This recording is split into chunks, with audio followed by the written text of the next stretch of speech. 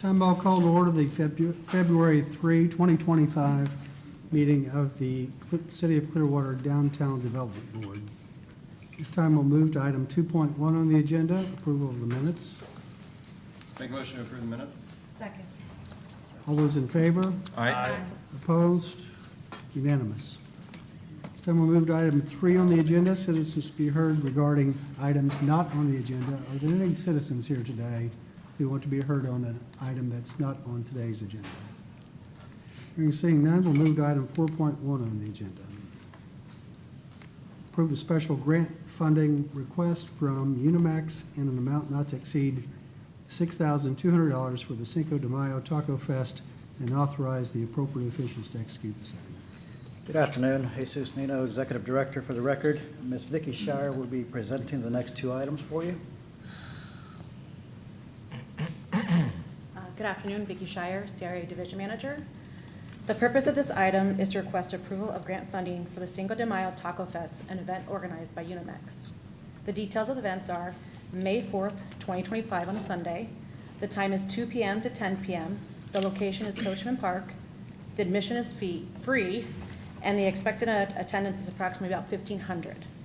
The event will feature taco food trucks, vendors, live music, bounce house, and other community attractions. This event provides opportunities for small and emerging businesses to gain exposure and offer local musicians and bands a platform to showcase their talents. Following the event's success in 2024, Unimax aims to enhance and expand its annual tradition. Unimax has submitted an event budget totaling $23,665 and requested a funding amount of $10,800. The City of Clearwater has approved a community special event co-sponsorship of $10,000 to assist with city fees, equipment, public communication, and other qualified expenses. City fees for the events are estimated at $7,760 as calculated by Parks and Rec staff and will be the responsibility of the applicant to pay. Under the Section 3 of the DDB grant policy, grants can be used to fund expenses related to marketing, entertainment, insurance, and city fees. The total eligible expenses for this event are $16,200. Given the city's $10,000 sponsorship and its coverage of similar expenses, staff recommends awarding $6,200 to Unimax. This amount will ensure coverage of insurance, marketing, entertainment, and any remaining city fees not addressed by the city sponsorship. We have representation from Unimax and staff from Parks and Rec if there are any additional questions at this time. Thank you. Okay. This time, is there anyone here from the public desiring to speak to agenda item 4.1? Hearing seeing none, is there any board discussion? Okay. If not, is there a motion? Oh, wait, did you want to say something, Mike? It's refreshing to see an ask that's not $80,000, $100,000. It's refreshing to see an event come to the table and ask the city to help with it, but for us to not carry the entire financial burden and risk of producing their event, rain or shine. So I think we all probably did the same thing when we saw the dollar amount. We did a double take. So it is refreshing. Just so I'm clear, the $10,000 city sponsorship is completely separate. Then there's an additional $6,200 that staff's recommending. Correct. The $10,000 co-sponsorship is separate, and the $6,200 would only cover the costs for city fees that are already covered by the city sponsorship, if that makes sense. Gotcha. So they're not paying and we're not paying. Yeah, It's two right. separate entities. Yes. Makes sense to me. I don't have any questions. And since board member Menino's opened the door, can you explain to us, summarize the success of the event last year, how many people they had, and what happened? I have a representative from Unimax, which would be better to explain that for you, Yeah. so I'd like to invite her up. I'd like to hear Erica? from them. Yeah.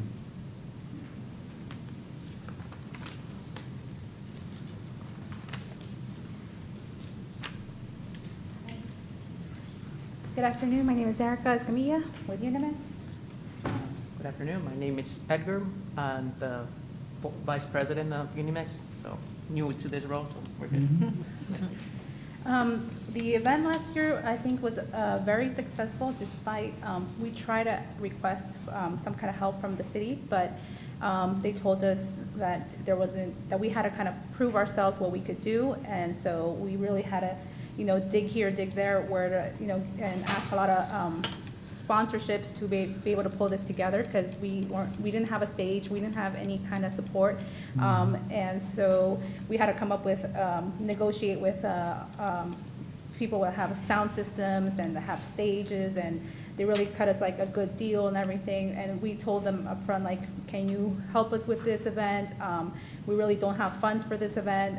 We asked musicians, can you, donate your time and your talent? And a lot of them agreed, and a lot of them we did give a minimal thing for participating as performers. And I think it was really successful because it brought the community together, and it created an event that kind of showcased Coachman Park to the Hispanic community. But more than that, I really enjoyed seeing people from other ethnicities come and see and have a taste of our culture with our music, with our food, and very authentic. I don't know if you want to add anything to that. No, majority of the events that we posted has been very successful.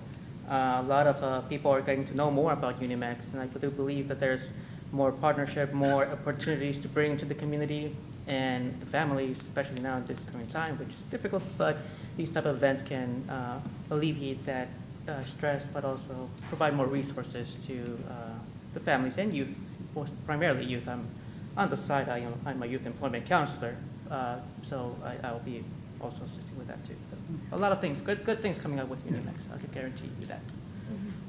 Any other questions? I just wanted to mention about the Parks and Recs sponsorship. From what I've understood, it's going to cover a lot of the park expenses, police, and it might leave like a $2,000 budget there for any other kind of thing. But we were told that the restrooms might not be available if Baycare Sound gets used. So we would have to come up with a plan for restrooms, portable restrooms, and that can be a really big expense for an event. And so we kind of want to save those. If there is $2,000 left from Parks and Recs, kind of save it for in case we need portable restrooms for the event. And we hope that this can help grow the event next year, every year. We've even talked about maybe even using the Baycare Sound at one point, because we think we can bring in a big band that can, that we can charge. Because right now we don't really have a way to bring a band and charge the entrance or anything, because it has to be in the green.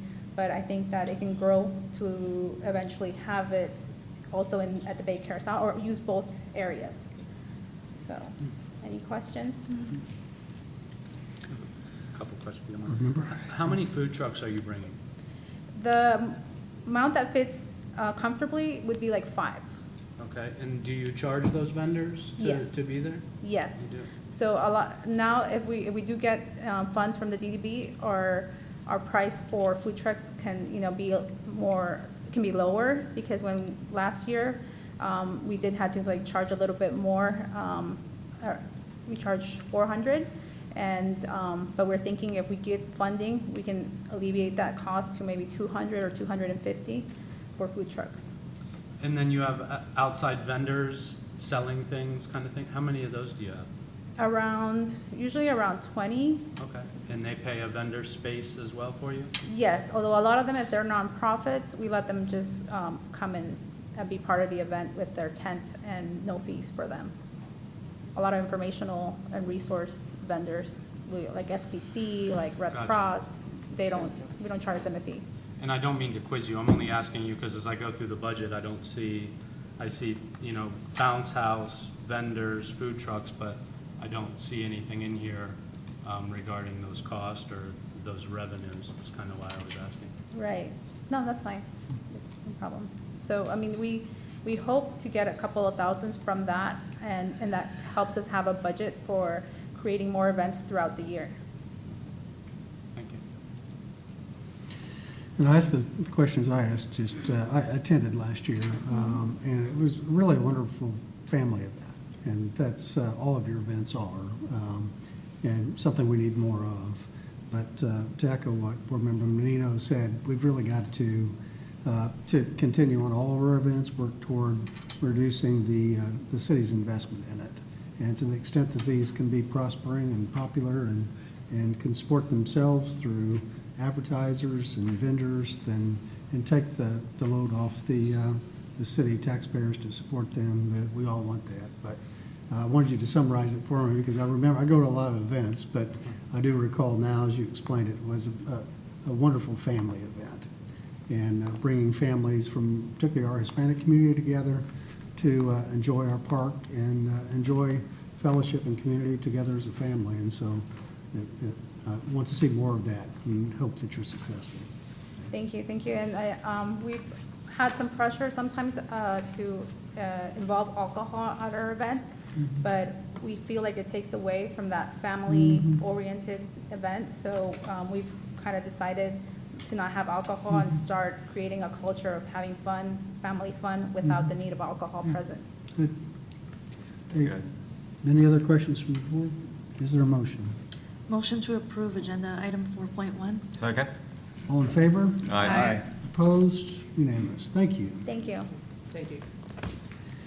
Tim, we'll move to item 4.2 on the agenda. Approve the December financial statement for filing.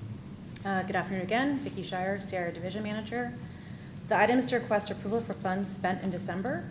Funds spent for the month of December were $490,872. Your ending balance as of December is $676,682. At this time, do you guys have any questions? Does anyone here from the public desire to speak to agenda item 4.2? Hearing and seeing none, is there any board member discussion? If there's none, is there a motion? Move to approve agenda item 4.2. Second. All those in favor? Aye. Opposed? Unanimous. Thank you. Move to item 5 on the agenda, old business items. Again, Jesus Nino for the record. There isn't really too much old business except that next month or in the following months, we do expect to bring you a few items as far as the 400 and 500 blocks of Cleveland Street for the Cleveland Street Activation and Mobile Vendor Initiative because of the partnership with the CRA. So expect that. Okay, thank you. While you're there, we'll move to item 6 on the agenda, Director's Report. As far as the director's report, I guess this is for next month as well, but we do expect to bring you basically a recommendation for changes to the special events sponsorship policy. With that, we'll move to item 7 on the agenda, board members to be heard. Any board member have anything you want to add? Okay, hearing none, then with that, we will adjourn the February 3, 2025 meeting of the City of Clearwater Downtown Development Board.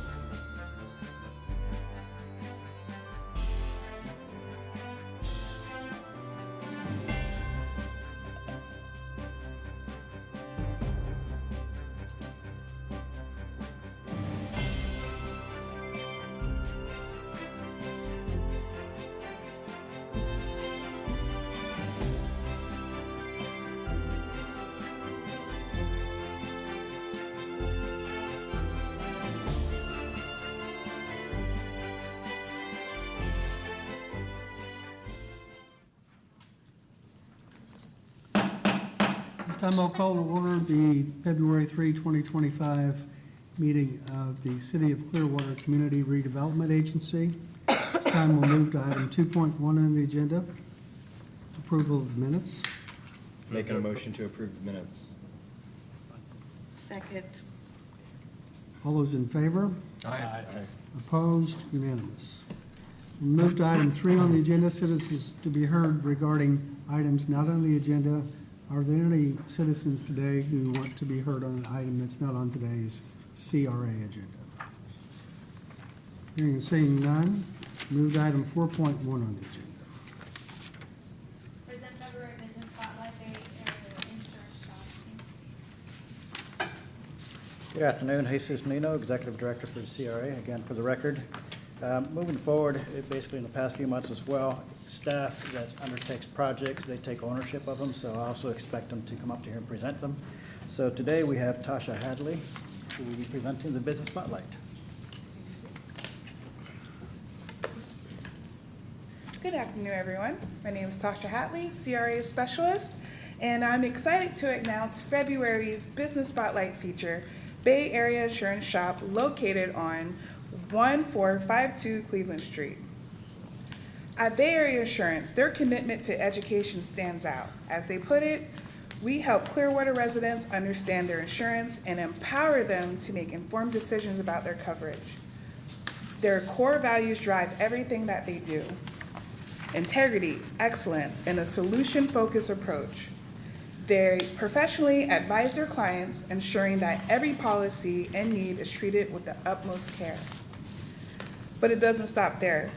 This business is also deeply committed to giving back, supporting veterans and hunger initiatives right here in Clearwater.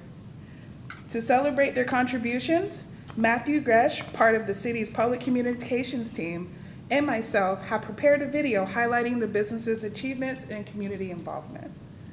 You can find this video on our CRA social media channels such as myclearwatercra.com and Downtown Clearwater-CRA on our Facebook and Instagram.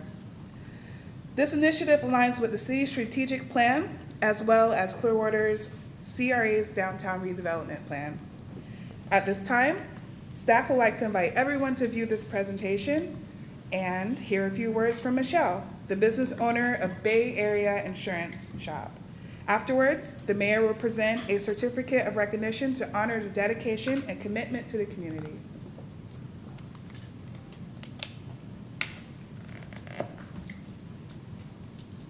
My name is Michelle Horowitz. I'm the president of Bay Area Insurance Shop, and we are located at 1452 Port Street in Clearwater. We've been open since 1996, and we offer home, auto, motorcycle, boat, RV, and small commercial business. We are a family-owned and operated agency. We are primarily women-operated, and we like to invite our clients into our office to get to know them, understand what their insurance needs are, and be able to help them as best we can. We find it very important to give back to our community. In addition to supporting local food banks, we also support local charities through sponsorships of local car shows. We make sure to call out to local veterans that are there so that we can acknowledge their service to our country. Bay Area Insurance Shop. Service you can count on.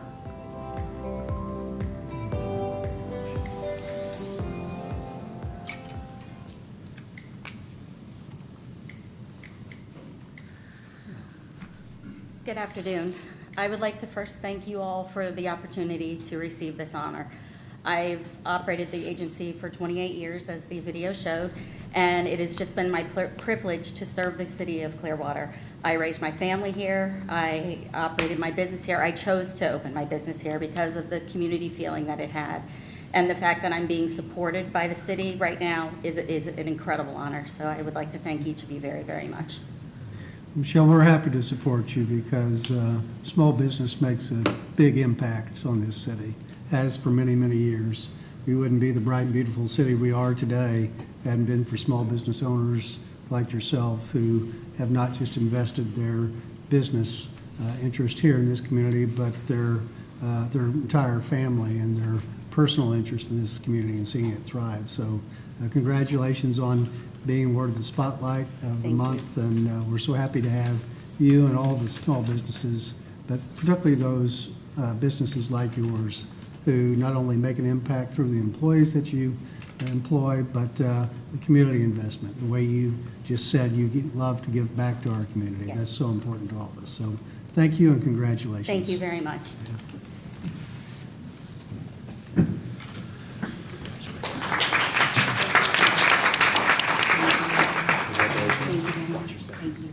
Ryan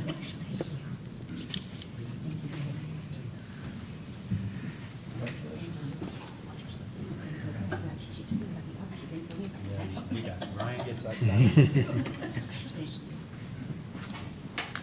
You know our jobs. I love starting this way with a good, positive moment like that on the agenda. And thank you for coming again today. With that, move to item 4.2 on the agenda. Vacancy report updates. Good afternoon. I'm going to have Mr. Phil Kirkpatrick come up and make a short presentation.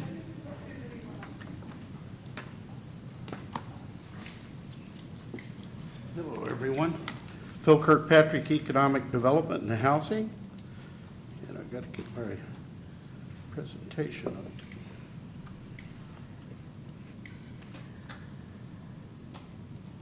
It has disappeared on me. It's not up here now. Oh, here it is. I'm sorry. It's my mistake.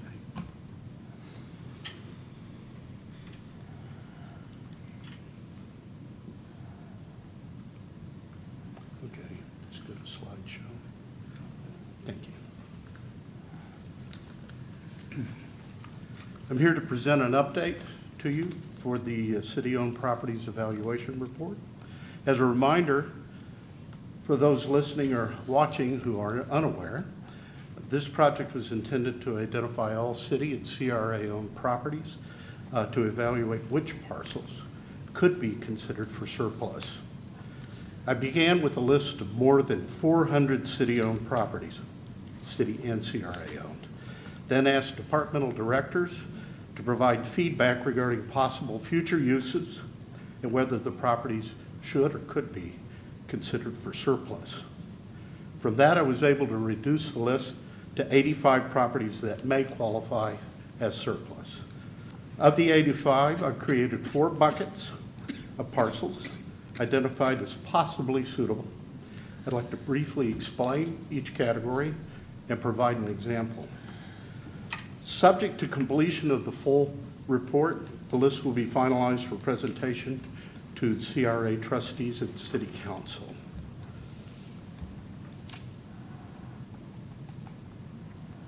This first category,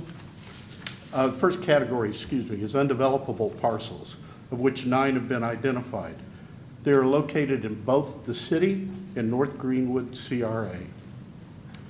Parcels are too small or otherwise limited to be developed as individual properties. They're composed of excess land following street construction, subdivision development, and the like. They are likely only sellable to an adjacent property owner. This particular parcel, located along Landmark Drive in northeastern Clearwater, is likely only sellable to the adjacent property owner due to its size and shape. And I'm going to open up the tax map so we can see, zoom out a bit so we can appreciate its location. So here just north of 580 in Clearwater. The parcel zone low medium density residential. It contains almost 7,000 square feet of land.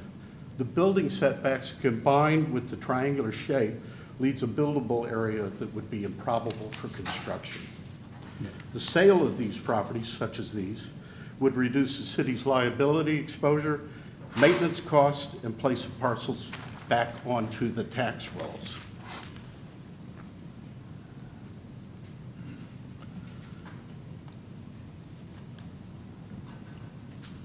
I apologize, clicked it in the wrong spot.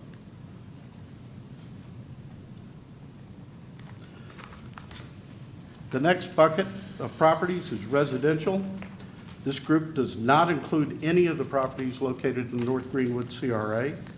These parcels are suited to be sold as single parcels to be developed for either single-family or multifamily housing.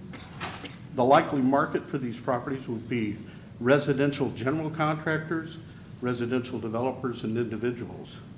We are also evaluating these properties to determine which the city may wish to consider retaining for future affordable housing needs in addition to the currently publicized list. An example is this property consisting of a single parcel of about 9,100 square feet of land. It's zoned low, medium density residential and would likely be sold individually. This property, if I zoom out, is just east of Clearwater Country Club. It's staff recommendation that the residential group be marketed first, as these parcels are likely to be sold more quickly and would attract the largest possible buyer market. We wouldn't recommend placing all of these on the market at one time, but developing a strategy that would both maintain market value and avoid causing any price disruptions that would negatively impact neighboring property values.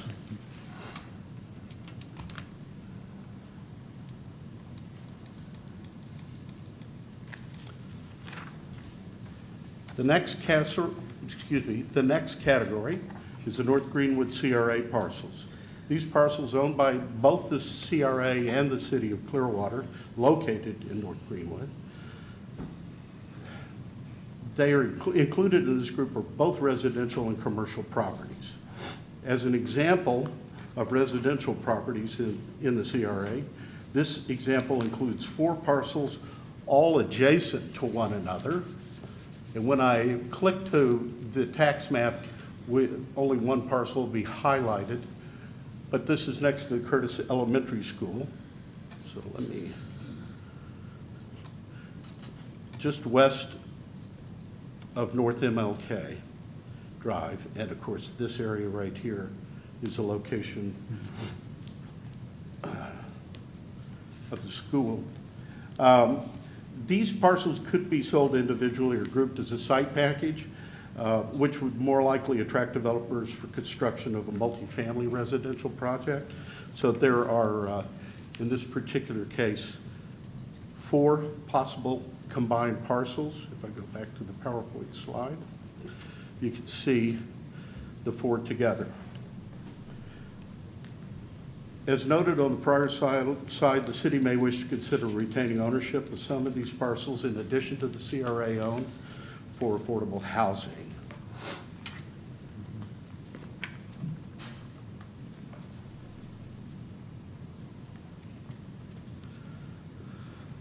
The next example is the commercial within the North Greenwood CRA. These 2 commercially zoned parcels provide an opportunity to sell them together as a single site for development.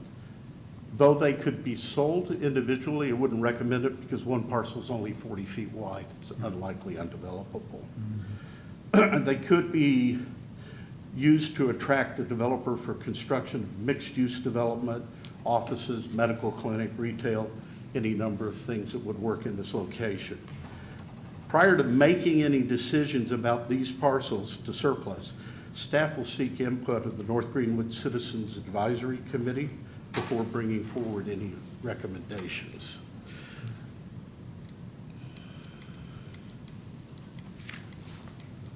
And this last group of properties are commercial. These are properties suited to be sold as single parcels or several grouped together to market as a site for more intense or dense potential uses, which could house businesses to stimulate greater positive economic development and impact. The optimal market for these properties would most likely be commercial real estate developers. This parcel, located in the downtown zone, Gateway Character District, is suitable for sale to an individual, a local business, or a commercial real estate developer. If combined with the immediately adjacent parcels, 2 of which are owned by the city, 2 of which are owned by the CRA, could be developed for a much larger project, suitable similarly, as I said before, for mixed use or multiple uses. I'm not certain if everyone understands where this is, but it's at what I call the Gulf to Bay Angle Street, that reconnects to Cleveland. Okay. And then Last, and as noted in the prior slide, there are parcels that could be grouped to be marketed as site packages. Such site packages would be well suited to accelerate more intense development. Some of these sites include Curtis Elementary, the DeLuca's restaurant area, Mediterranean Village, is CRA townhome development, I guess it was conceived as, the MLK warehouse, that's 115 South MLK, and an adjacent parcel immediately east, and the Washington Avenue parcels. And I'm going to jump here, and it's going to be a little hinky when I do it, because I have to wait for everything to catch up.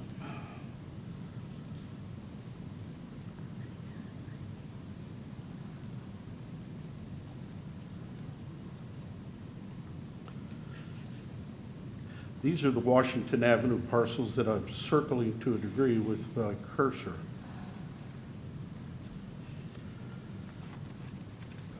In closing, city staff seeking feedback from the trustees on our approach to this project and on staff's recommendation to proceed with the residential category. We would come back to the trustees and council with our marketing plan and recommendations along with the request for formal approval to surplus specific parcels.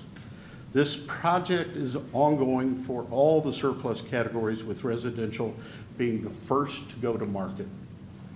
It's staff's opinion that marketing these properties, once a decision is made by the trustees and council, will need to be approached uniquely for each target buyer market and be released in curated groups to avoid negatively impacting property values for both the city and the city's property owners. We'd like the trustees' confirmation that such an approach is agreeable, and of course, once the surplus decision is made. That's the end of my presentation, so welcome any comments you may have. Comments from the trustees? I understand putting them up or making them available at a staggered way so that you don't flood the market and have a negative impact. I also understand and I agree with having residential as a priority because it is the easiest to do so. But what time frame are we looking at? When those properties have been identified, let's say the first 5 to be sold, what are we looking at? Is it like 6 months from now, a year? Because that's a lot of properties, and I really would like to start on that. I think city manager could better address the approach. Yeah, so it's going to depend. I think we need to continue to flush this out. We wanted to make sure that we are moving in a direction that the council is comfortable with. And then we still have some collaborative efforts to go through internally to come up with that plan. And then, we would let you know what that is. And I'll let Jesus speak to this too, but one of the things that we are doing simultaneously, we're not just waiting for our plan. We have already uploaded all of these properties on our website so that, any potential developer that's looking out there can see that, this is what we have available. And our teams are now better prepared and, as we're getting conversations with other business owners or things looking for something like what we have available. So although we're not going to release them all simultaneously, we are simultaneously marketing and answering questions along those lines. Jesus, did you want to add something? That's well said, and she's correct. We did put them on our website. In addition, whatever we do have on our website, we're going in there and kind of fleshing it out. Eventually put her on a very interactive GIS map for the public.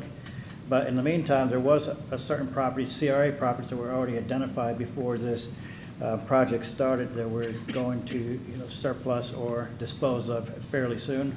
One, for example, is 1105 Carlton Avenue, which it was going to be on my director's report, but we already went through that process to put letters of interest out there, advertisement. We have a proposal that hopefully comes in next month because it already went through the evaluation committee. Plus, working with economic development, we're putting together policies basically on how we evaluate properties that come in. For instance, we did one for affordable housing, but we're trying to do it for commercial properties and all others. But in the meantime, there is a few that we're going to come before you for us to request to dispose of CRA properties.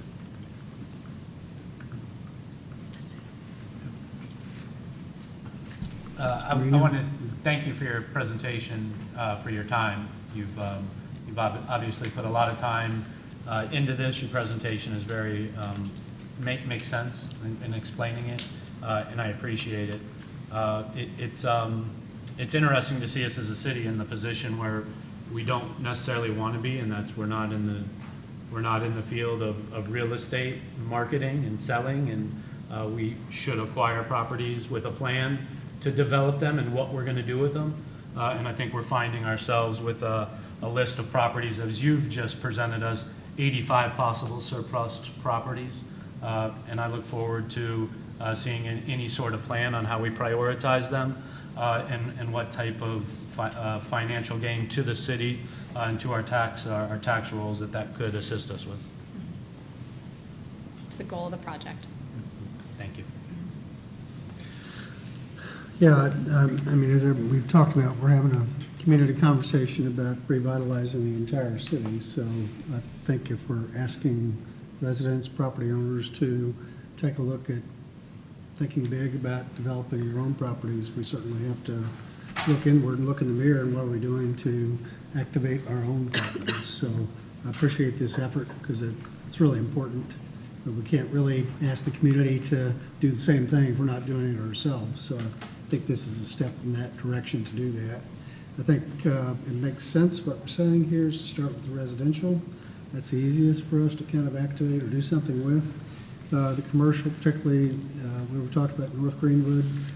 Those, as you suggested, are community conversations with the CRA and the folks up there in that neighborhood, because that does two things. One, it can change the character of a neighborhood depending upon what kind of commercial thing goes in there. And two, it's every piece, every parcel in the CRA is critically important to the overall success of the CRA and getting their input on it. Is it, but to start the conversation, I think to the city manager's point, Councilmember Tixeda is kind of what we'll do on those. The more complicated ones, just start the conversation.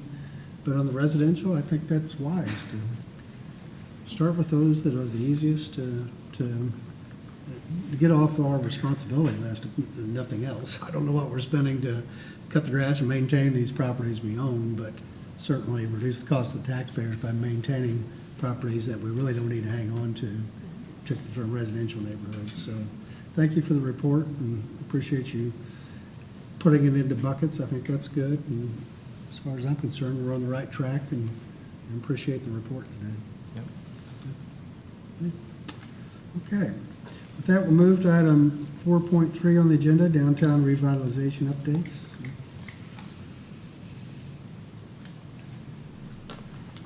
This is more for the trustees to kind of discuss amongst themselves, but staff is here, and I do have a few items that could probably fit in this category, but I was waiting to kind of put them in the director's report. With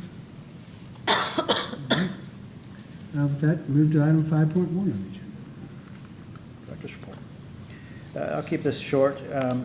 Like I mentioned earlier before, we did go through the process to dispose of, for the disposition of property located at 1105 Carlton Avenue. So that did go through an evaluation committee, so we do have kind of a recommendation from that committee that we'll be bringing to you at next month's meeting. In addition, we are working with legal and the Clearwater Urban Leadership Coalition. We're actually going to meet at their offices, I think, this week or next week with one of our attorneys and their staff to kind of just go through terms and conditions of an agreement that we're putting together with them, so we can bring that to you to see if it's agreeable to both parties, and then we can move forward with their mini container project. In addition, we have for the Cleveland Street activation and mobile vendor initiative, staff is continuing to work in-house to kind of put together events with Parks and Recreation, also working with the merchants out there. Then as far as St. Pete College, we're continuing to work with Dr. Agosto Hernandez, or Hernandez Agosto. Forgive me if I said it mismatched, that's why I said it twice. But we're working with them and legal as well to put together an agreement so that they can go ahead and put their idea to work under $50,000 at second quarter of this calendar year. That is the director's report for now. Okay. Any questions for the director? Thank you. Nothing else to come before the Community Redevelopment Agency. We will adjourn this meeting.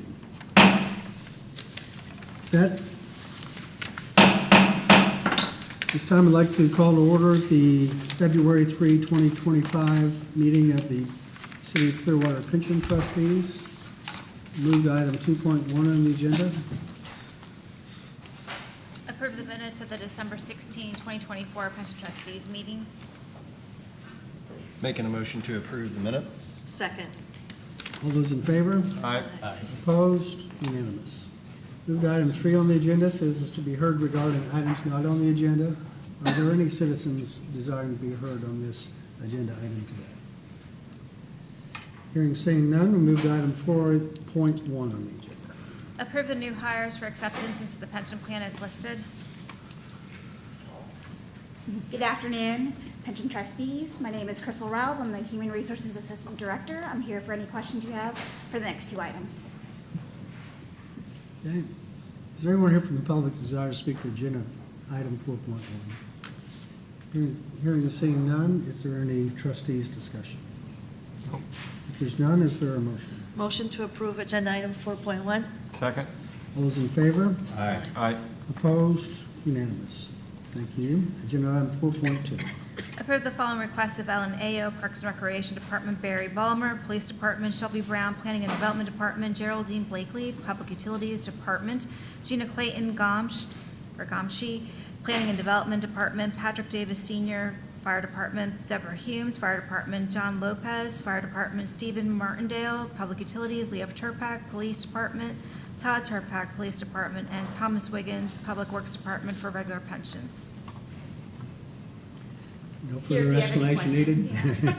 Does anyone here from the public desire to speak to agenda item 4.2? Hearing seeing none, is there any trustees' discussion? If there's none, is there a motion? Move to approve agenda item 4.2. Second. All those in favor? Aye. Opposed? Unanimous. Thank you. Agenda item 4.3. Approve the termination of fixed income money manager, Western Asset Management Company, and authorize the appropriate officials to execute same. Good afternoon, trustees. Jay Ravens, Finance Director. This item is requesting approval of the termination of fixed income investment money manager, Western Asset Management Company, as unanimously recommended by the Pension Investment Committee at their November 22nd committee meeting.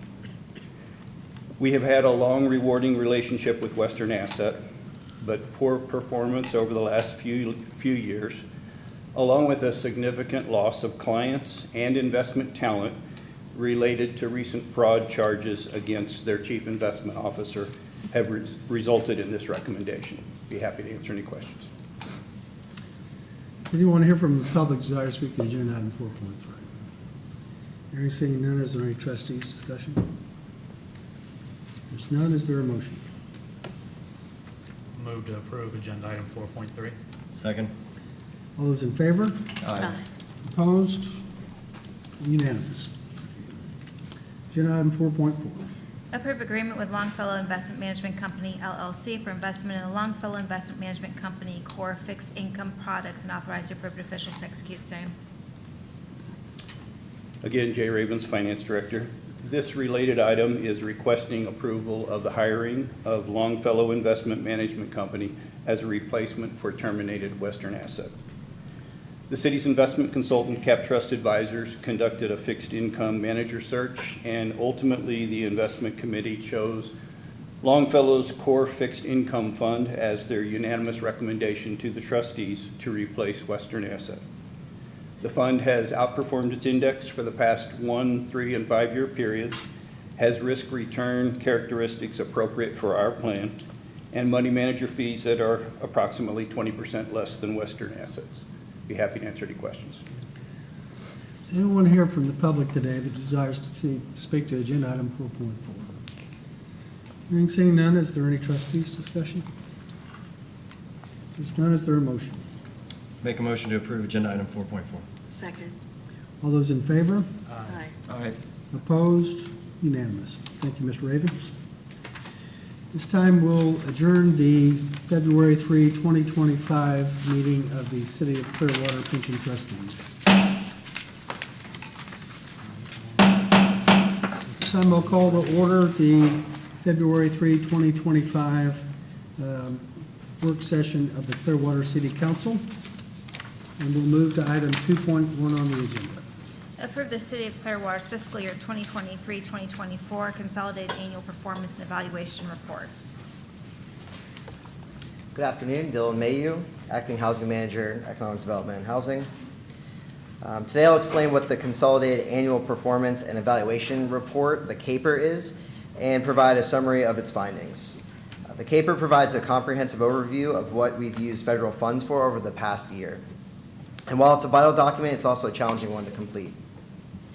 This is the second public hearing of 2, and once approved, the CAPER will be uploaded to HUD for submission. So with that, we'll dive in.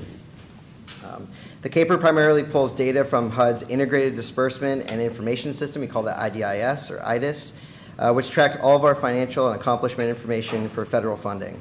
Here are a couple of key points to keep in mind. The report's tables reflect only federal data, so state and local funds aren't included in these tables. However, we do include state and local data in the narrative sections to give a more complete picture of our work.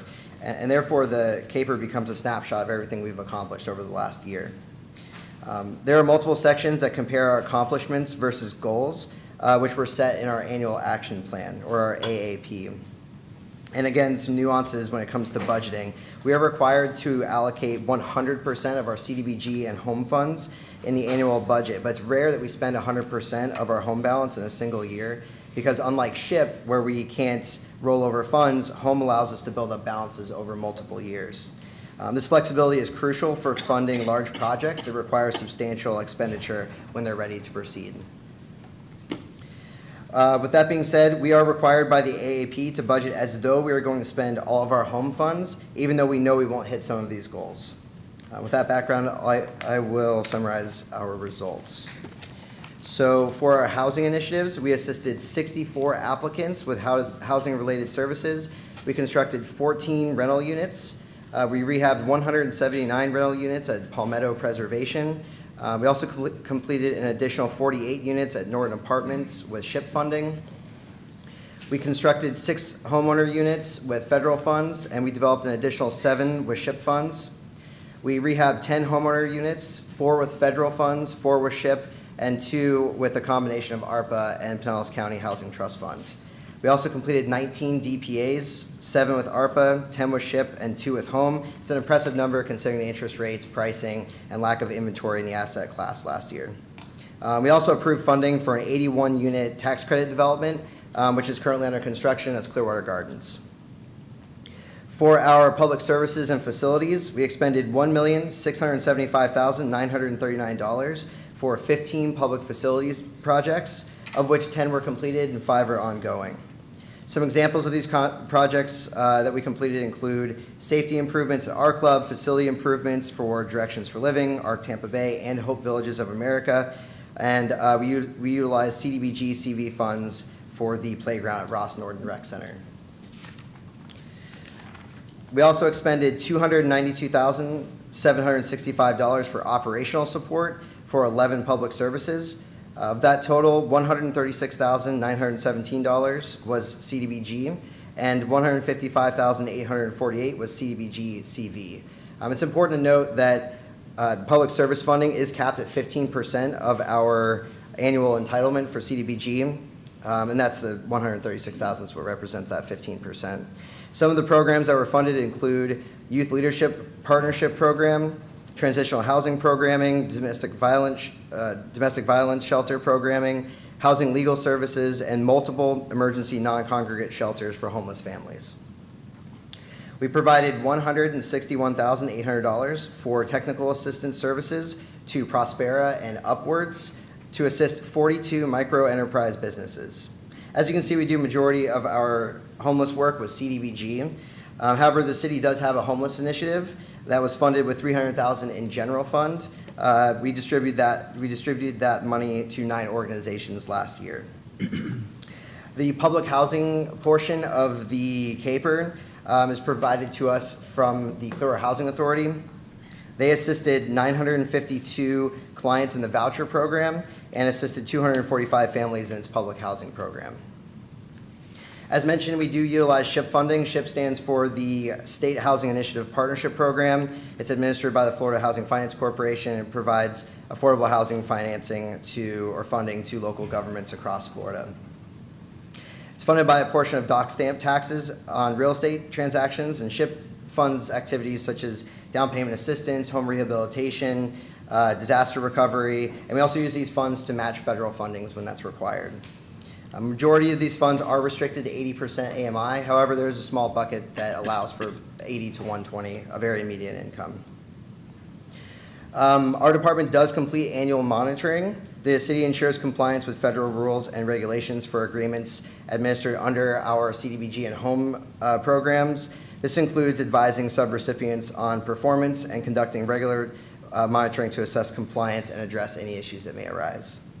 Beyond all these accomplishments, the city actively supports national, state, and local housing policies. We prioritize educating residents and elected officials on the critical needs for affordable housing, ensuring the continued momentum and tackling and awareness of tackling this challenge. With that, I'd be happy to address any questions. Any questions from council? I'll just share, having been on the Affordable Housing Advisory Committee, this report's really important because it's critical to our continued participation in state and federal programs and getting funds to try to make housing more affordable for not just Clearwater, but for all of Tampa Bay. And it's a very challenging area, as we all know, because of the cost of housing and real estate prices and all those things that go with getting folks into affordable housing. But this report's very important, and the statistics you provided are very important too. So thank you and the team for putting all this together, because it's really important. Thank you. Okay, thank you. Move to item 3.1 on the agenda. Authorize the purchase order to Rep Services, Inc. of Longwood, Florida for the purchase and installation of playground equipment at Forest Run Park. Good afternoon, Mayor, Council. Matthew Anderson, Assistant Director, Parks and Recreation. The item before you is for the replacement of 2 playgrounds. They both reached their effective life. We try to get 15 years out of a playground. We've managed to stretch these beyond 20 years, so it's now time to replace them. The 2 new playgrounds coming in will have a lot higher ADA compliance. The current ones are very low on the scale, and these are a lot higher, both for ground level and for aerial play. They both have pour-in-place rubber, which is something we've gone away from mulch because it's less maintenance, it's more environmentally friendly, and it's safer. Keeps the fall zone at the thickness that it needs because it doesn't move like mulch does. So at this point, I'll be glad to answer any questions. Questions from the council? Okay. Do we have consent? Yes. We have consent on 3.1. Thank you. Thank you. Agenda item 4.1. Approve an interlocal maintenance agreement between Pinellas County and the City of Clearwater for the purpose of installing, operating, and maintaining automatic license plate readers. Afternoon, Mayor, Council. Eric Gandy, Chief of Police. So in 2022, we initiated the first interlocal agreement with the county for the purpose of installing license plate readers throughout the city. Anytime we install them in county right-of-way, they require this agreement, obviously for indemnification purposes and as a hold harmless agreement. We have 3 additional LPRs that we are going to install at 3 different locations, and for this purpose, we need to initiate another interlocal agreement with the county for the installation and permitting of those LPRs. They're going to go at Sunset Point Road and Skyline Drive, which is out there where the trail crosses Sunset Point Road before you get to 19, North Belcher and Logan Street, which is by FD 48, and then finally Belcher and Bel Air Road. So that'll bring the total number of cameras operating in the city up to 24, and they've been abundantly successful in apprehending stolen vehicles, stolen firearms within vehicles, wanted persons, missing persons. We had several high-profile cases that generated significant media attention where they were instrumental in helping apprehend homicide suspects. So definitely a value add, and the bar is quite high in terms of what we use them for. It's a shared network with our counterparts that also operate LPRs. As we know, crime knows no jurisdictional boundaries, so we could have a wanted subject down in St. Pete. They enter them in the system because they're armed and dangerous and have firearms, and lo and behold, we see them get flagged up in Clearwater. If you have any questions, I'll be glad to answer them. Any questions from the council? Okay. Do we have consent on agenda item 5.1? Yes. Thank you. We have consent. Thank you. Yeah. Agenda item 5.1. Yeah. Ratify and confirm the recipient, subrecipient agreement with Sport Fish Restoration between the City of Clearwater and the Florida Fish and Wildlife Conservation Commission. Reconstruct transient and fuel dock. Good afternoon, Council, and Mayor Mike McDonald, Marine and Aviation Director. We're asking Council to ratify and confirm Florida Fish and Wildlife grant to reimburse the city for reconstruction of portions of the fuel and transient dock at the beach marina. It's a little over $1.7 million grant. I'll be happy to answer any questions. Any questions to the council? Vice Mayor? Yeah, I went by there the other day. Boy, that marina doesn't look anything like it did three months ago. No, it sure doesn't. And the docks, I saw all the pumps were taken apart there. What is the timetable on putting that? Is it going back in the same spot or? The fuel dock? Yeah. Yeah, the fuel dock will go back, and it's going to be a floating cement dock where that fuel dock is now, but it's going to be in that same area. And that'll be the fourth tree that comes out from there. Okay. So. And just curious, are those tanks on the land, or are they? Yes, yeah, they're just land pumped out side. to that? Yeah, they're land side, and then they have lines that run out there. And, you know, currently with the storm, we have no pumps, we have no V-root system, we have no operating system. So we're trying to devise a plan now to get fuel right there at the seawall for the duration of the first phase, and the second phase move it to the seawall down closer to the marina building. Okay, because I was wondering how those big boats, if they get portable fuel trucks coming in, or? Currently, right now, the city went out for a fuel vendor 2 years ago, and so we have 3 vendors that satisfy that requirement, so they're allowed to come in and fuel right now while our fuel's down over the water. Okay, thank you. So. Other questions? So consent to accept the money from FTC? FWC? Sure. Okay. That would be a yes. Okay. Okay, we have consent on 5.1. Thank you. Agenda item 6.1.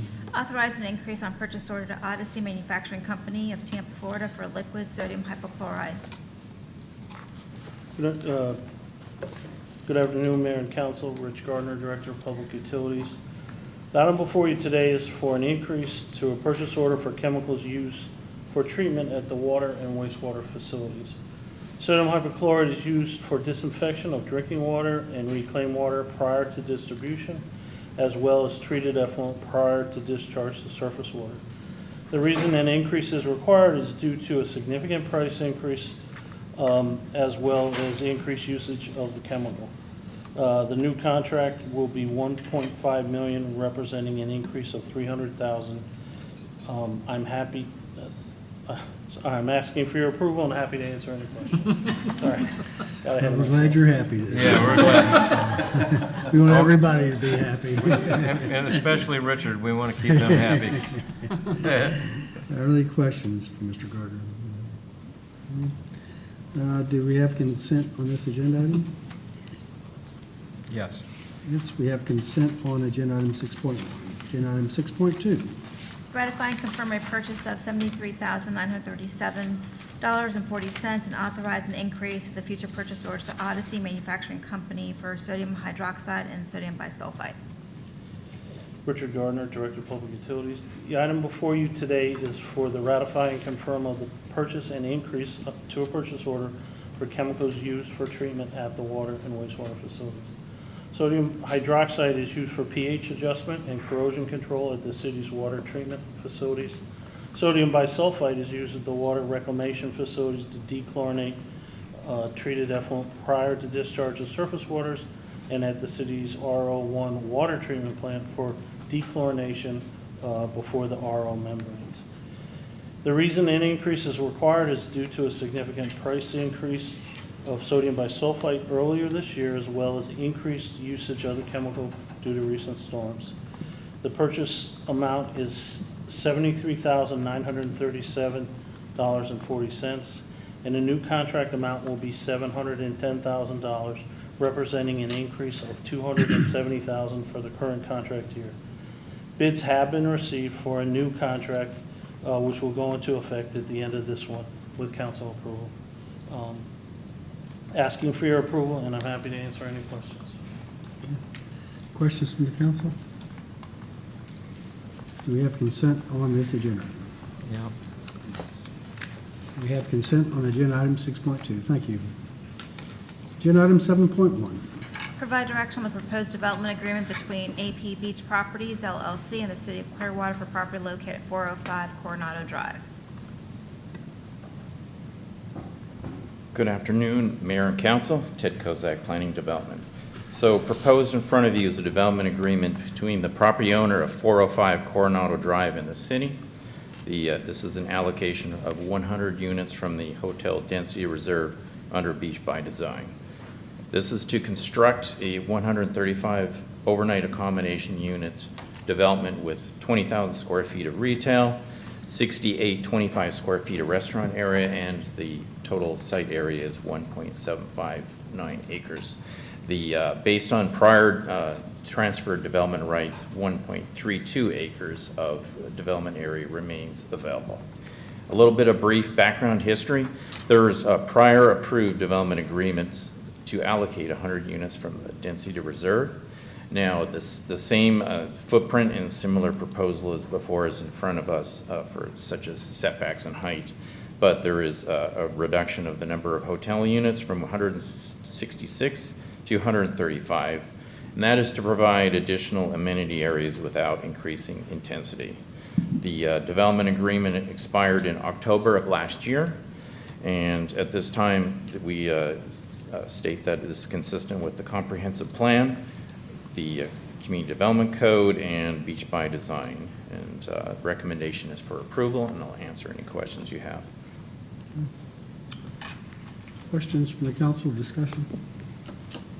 I have a basic I question. have Councilmember Cotton. Yeah, just a quick basic question, knowing that, South Beach in that area with parking and the limited number of parking spots, just looking at the footprint, do we know how many spots are going to be there, and will any be available for public parking during the day? Going off the top of my head, 400 spaces in that garage, 50 of them, I believe, for public.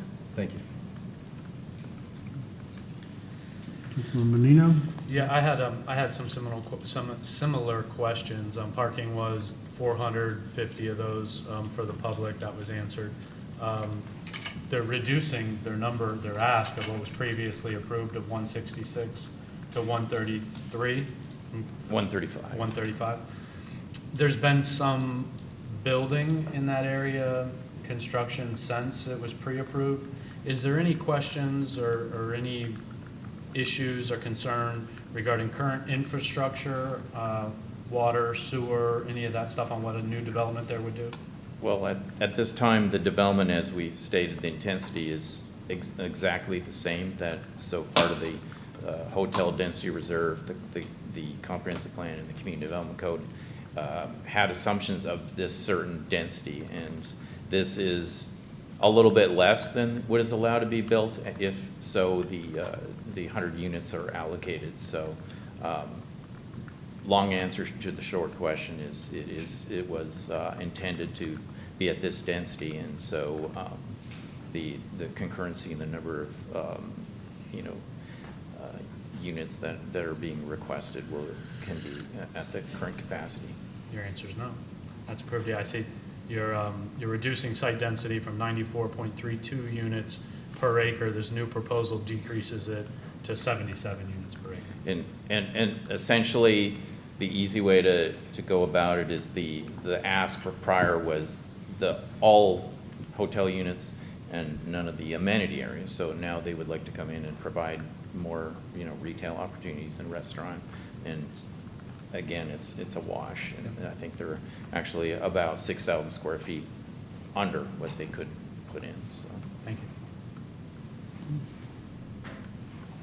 Vice Mayor? Yeah, just a comment. I'm glad to see more amenities there. I think it's a good trade-off with the hotel rooms, and more amenities will be good for the beach, so glad that's happening. And I'll just say, anyone who lives out there, and I live fairly close to this property on South Beach, have for 7 years, To your question, the sewer and all the infrastructure, can you handle it? Well, that's each by design. We approved all this because we could handle it. But I don't think we anticipated, the council didn't anticipate years ago when they did beach by design, was whether or not our traffic flow, our streets and roads out there on South Beach, which is an incredible bottleneck. You can sit, we're going to see here, not long ago, I want to say over the holiday, it took me 45 minutes to get from Sand Key Bridge to the roundabout. And of course, we got some construction out there that's impeding some of that, but even without the Coronado being down to one lane, it can take an hour sometimes to get. And that's not good for our residents, that's not good for our hospitality industry, and it's hard to unwind what we did. I think if you even talk with some of the council members who were on the council at the time, we approved beach by design. If we had to go back and do it over again, we probably would do less density than what we did, but we did it. And it's there, and these units have already been allotted and assigned, and they're going to build fewer there. So we've got to figure out ways to work around it. I don't know what we can do. We can't really build a double-decker street in front of down Coronado. Maybe we could, I don't know. But I think that's the infrastructure thing. We've got to do something. We can't just keep, even though all these rooms are allotted, and there's not much we can do to turn back the clock on how much density we're putting out there, particularly on South Beach. We've got to find some better ways to minimize the traffic impacts of adding all these rooms, because Opal Soul's going to open here in a couple weeks or less. We've got this one. We've got down the street, there's an Embassy Suites approved for next to Surf Style. We've got the property there by Sand Key Bridge that the Opal Group owns. That's the lot now next to the JW, and we've got more density coming in addition to this property that's already been approved, and the sign is just waiting there. So I am glad to see. I know there's some out there, my neighbors, that are like, stop the hotel development. We really can't do that. But I am happy to see, as you said, that they have made some adjustments here to accommodate what the needs are for that area, and to put some restaurants, some retail in there that hopefully will allow folks to walk to, more opportunities within walking distance that are all in all these new rooms to enjoy, but still allow some parking and accommodate some parking out there as well. Because when you mention the infrastructure, it's our road system now that's terribly inadequate for the volume that we put out there in the last 5 years particularly. And we're getting ready to put more of out there, for sure. All right. Okay. Thank you. All right. Somebody else? Yeah. Well, I'm just going to kind of jump on what you said. Is it time again to look at one-ways over there, maybe using Gulf Boulevard?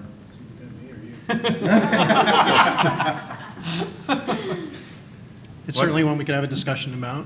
It's come with like lukewarm reception from some of the businesses at times, but times have changed, and they certainly might be more receptive. And I know there was discussion prior to me being in the seat a while ago about just doing it as a trial basis for one period and using that to get some feedback. We could certainly draw up a plan and discuss it. Because the biggest thing that the residents, especially on the fingers on the bay side, were against was trying to get out of their streets when it was one ways going the other way. But I know we've talked about maybe doing Gulfview, having that one way and then having Coronado another. That may help, because it's been the 45-minute to an hour drive during spring break is a guarantee. If you're ever going to the end of the beach or coming over from Sand Key, it's going to be about that long to get through that southern portion. In a previous rendition I'd seen actually used Coronado as your one-way going south and then coming north on South Gulfview, and I didn't necessarily find that seemed logical, because then you create a cross point between Coronado and South Gulfview, and then probably leave Hamden or Bayside, or the road along Bayside, leave that as actually both way. Yeah. And I think that would allow those residents and the people on those fingers to Get in kind of and out. access either way. But I would think it would be more logical to use South Gulfview as your southbound and have Coronado come, you eliminate the cross traffic. You're still going to bottleneck in a roundabout, you're still funneling 6 lanes of traffic into 2, and that obviously is going to create a backup. That's just math, you know. Well, for a long time, I've said, the roundabout is really, could help a lot. Just the way, particularly in the evenings when it backs up going north, getting in. That pedestrian traffic light was good, I get it. We've got to get people across there safely and encourage them to use that instead of doing what they used to do, which is cross the middle of the street. But it really causes it to back up worse because it's so hard to get into the roundabout from approaching from the south. Every time that pedestrian light triggers, it backs it up and allows more traffic coming off Mandalay and really pushes it back and makes it harder and harder. So a lot of things, but I just think we just need to take a look at everything. Maybe it's the one way, all these things again. We're never going to make it perfect. It's always going to be busy. It's always going to be congested. But I feel like we can't just keep adding more rooms on the density without at least taking a look at ways to try to make it somewhat better if we can. Yeah, I think this is it's a vitally important discussion for us to have. Beach by Design has been incredibly successful of a plan for our beach and what it's become for our businesses, residents, and visitors. But we keep kind of spinning off of it, pointing to a program and a plan that allows us to continue to build and increase density on it, but yet we're not solving some of our transportation issues. And frankly, the discussions have kind of seemed to go cold over the last bit. So I'm hoping that this discussion can open the doors to further discussions on trying to solve it. I know it's not an easy solution, and it's definitely not cheap. I'm sure it incorporates a lot of money, but for us to continually point to a plan and say it allows it, let's build and get denser, but yet say it takes an hour to get a quarter mile, just doesn't make sense. I think at some point we need to try to solve both sides of that equation. Okay, thank you. All right, with that, we'll move to item 8, city manager verbal reports. Nothing, sir. Okay. Item 9, city attorney verbal reports. Nothing, right? Good to see you back. Good to be back. Item 10.1, council item discussion. Yep, this is going to be me. Thank you, Mr. Mayor. Bringing up water treatment and more specifically the fluoridation that we do in our water. I'll keep it brief with this summary, and I do have more for Thursday night's meeting and obviously some information here that we can talk about, as well as some PDF documents just scratching the surface of fluoridation in water and the risks that it can pose. So fluoridation, once seen as a public health victory, now poses risks backed by modern research. A September 2024 federal court ruling found fluoride in drinking water linked to reduced IQ in children, even at so-called safe levels, which is 0.7 milliliters. I'm sorry, I'm messing that up. 0.7 liters a milligram. Studies confirm neurotoxic effects, endocrine disruptions, and increased dental fluorosis with vulnerable groups of pregnant women, infants, and those with kidney disease, as well as studies that are coming out for the elderly population. Global comparisons show that a large portion of Western Europe have rejected fluoride in their water, and any negative dental impacts are not seen.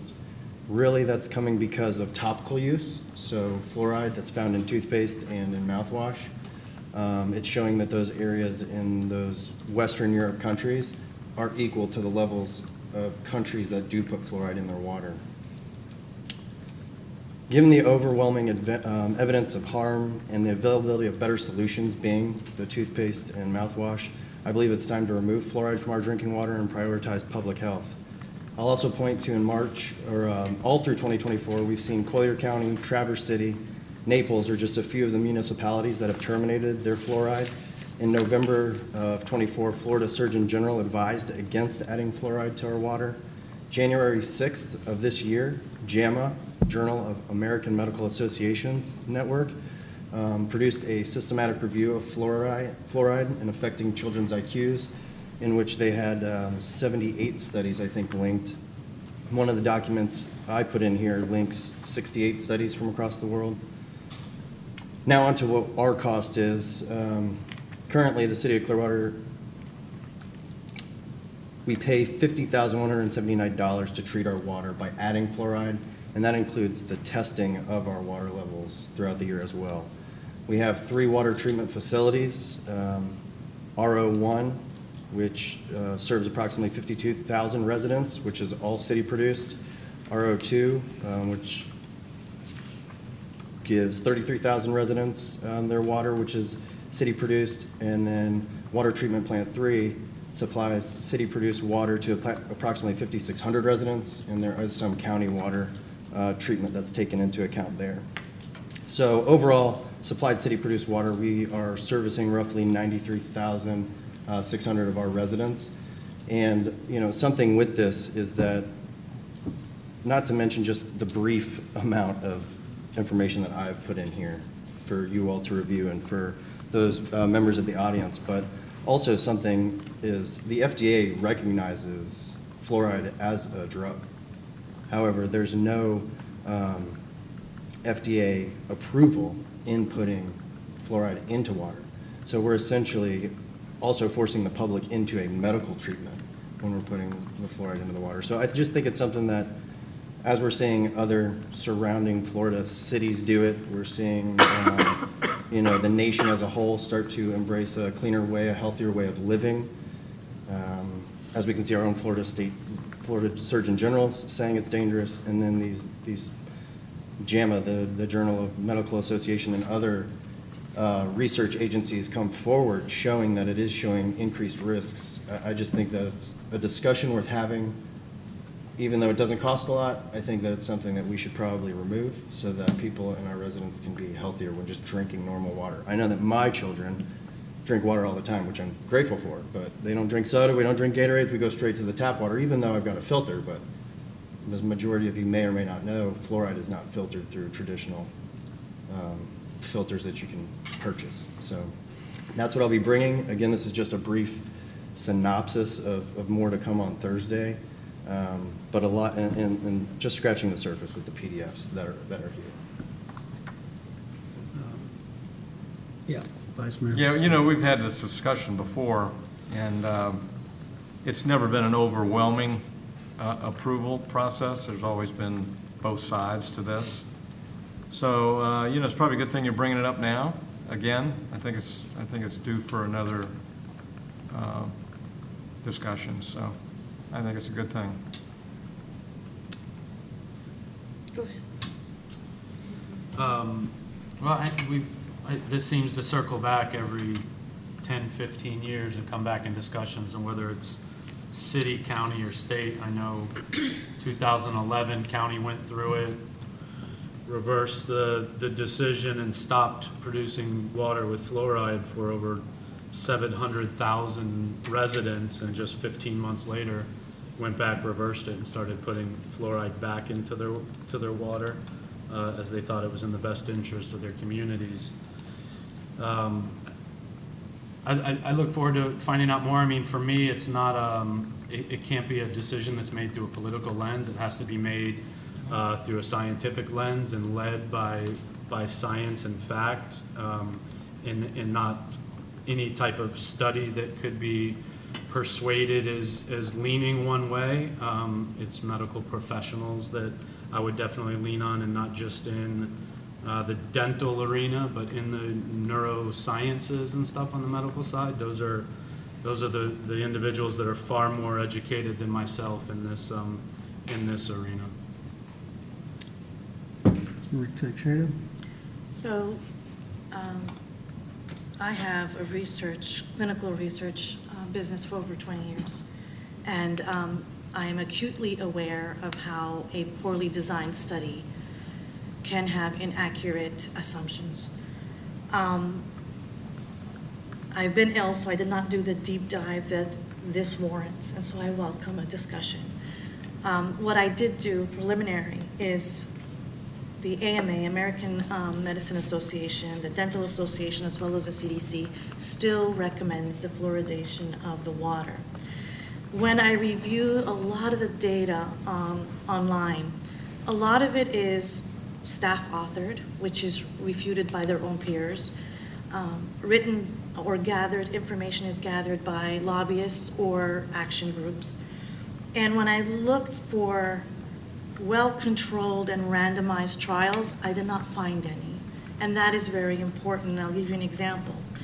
When you're making assumptions and linking something to something else, and you're based only on the presence of fluoride in water, but rather the actual subject intake, that is skewed in my mind.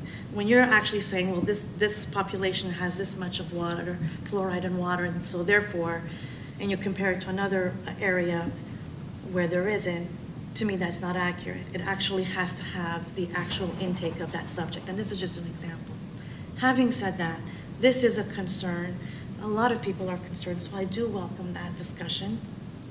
And I would like to have an opportunity to do a deeper dive. I also acknowledge that there are many options for those who want fluoride, whether it's toothpaste or mouthwash or even bottled water. I'm just not, again, I didn't have the time to look into what that would imply, what the implications would be for the population that don't have as many opportunities as those that do. But right now, I welcome the discussion, and I mean, in my mind, I would love a referendum, because this is, like Councilmember Menino said, we're talking about science, and a lot of the things that I read online are skewed. They're not really accurate. So if I'm going to make a decision based on people's health, then I would like to have the input of the very people that are affected. That's the direction I would go for. Yeah, well, let me say something too, and then Christy will say, because I haven't had a chance to say anything yet. So I'm not necessarily opposed to this. I have seen, I saw what the Florida Surgeon General said about it, and I've had my eye on it, what other communities have been doing. I can tell you though, some of what was just been said, I wouldn't say I was blindsided by this, but I had zero heads up from anyone, staff or from anyone, that this was going to be on here. It's a very hot topic. We know it's been in the news. I think I saw a story on Daily News 9 the last 2 days on it. It's a big issue. It's one that's been considered a long time. And the information, the first I heard about any of this was what was added into the work session agenda. And I cannot take a fair look at this issue in 3 days before our council member. And maybe this is the direction to go, maybe it's not to go, but I'd like to see us work better together on big issues like this, so that it doesn't show up in a work session agenda item, and now what's this about? Now I've got to try to get on top of it in a hurry, because we know we've got all kinds of other things coming out of the hurricanes, and we just had a great budget meeting last week that I'm willing to take a look at it, but I need some time to kind of digest it and kind of understand it better, and probably for me to understand how our team feels about it. You know, our folks who work in the water treatment part of our city, what their experience has been with why we had it, when we had it, and gather more information, because again, Councilman, I'm not those folks that have said that we should take it out. Some folks, friends of mine, and I see their points. That's something to take a look at. I can also tell you from anecdotally, when I go twice a year for teeth cleaning, like many of you do. Last year or so, they've asked me if I needed fluoride added to, there's an upcharge for self-insurance doesn't cover, they can add fluoride on it, and I have said, no, I live in the city of Clearwater. I have fluoride in my water, and I drink tap water regularly. So I've declined it, whatever the upshot is, because it's part. Now, maybe I'm risking my own health by doing that. I don't know. But there are probably others in Clearwater who are not concerned about it and do see it as an advantage having it in. So I can tell you, again, this is anecdotal, but I think I've only gotten one or two emails my entire 10 months on the council from anyone asking us to take a look at this issue from the public. And I would just like to know really how, as Councilmember Teixeira said also, what's the community's feel on this? Is it just a small group that want to see it removed, or is there a feeling among a lot of folks here in Clearwater that we should take it out? I'd like to see some community input on it too. So for me, again, I'm not against addressing it. I thought maybe we should take a look at it before it came up on the agenda today. It's just, I think we need to be more measured in the way we approach it analysis. And I think, for me, Thursday is too quickly for me to get on top of it. You wanted to say something first, then I'll ask the... You can go ahead, because Yeah. I'm taking notes of what I have to just come back Yeah, to. no, I actually think this is probably something that goes better under the next item, business items not on the agenda and brought forward. Almost like, and I was going to add on this next one, where are we at with, artificial turf? I know we've talked about that, and we've had people come in, and I think, is that going to be in February sometime? Yes.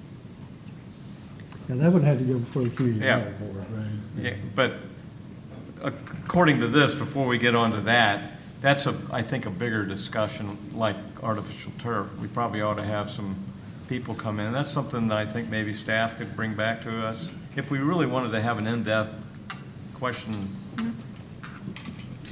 I was going to say, council members, obviously, I think he just brought it up with the intent to start that discussion process. It may not be ready for Thursday, but maybe for the next meeting or whenever the city manager tells me to put it back on and then whatever information the other council members want, either through me or through the city manager advise, so we can make sure that it goes on there. But I don't think the intent was really necessarily to have a discussion or a decision today. It was more like, let's bring it up and then have Yeah, and an I'm fine with organic that. conversation. What's that? Would that be accurate? What you were just saying, I'm sorry, I was going over a few notes. I'm saying that There's obviously a it's lot not ready to for, digest yes. there. I think the intent was to bring it up to start that conversation, not necessarily, you can't make a decision today anyways, and there's really nothing to decide on. It was to bring that conversation started. It may not be ready for Thursday, would next week or not next week, but the next work session or the following. For sure. Well, I'll be honest with you, I'm clearly ready for Thursday, but I've obviously been thinking about this a lot more than maybe the rest of my colleagues here. And this was not on the city staff at all to have given you a heads up or keep you all blindsided by anything. I asked it to be put on literally in the 11th hour last week. So that's on me. And I mean, obviously I can't talk directly to any of you about my intentions, right? Because we'd be breaking sunshine. So that's where that would come from. So now there was a lot to unpack there, and Councilmember Teixeira, I completely respect your expertise, where you come from, what you're looking for as your research studies and what goes into those. I completely understand biases and how those things can come about and transpire. I just feel like these were all the ones that at least that I attached, and then if you look at the January 6th JAMA studies, a lot of them are from throughout the world, many in China, India, Pakistan, Canada, Mexico.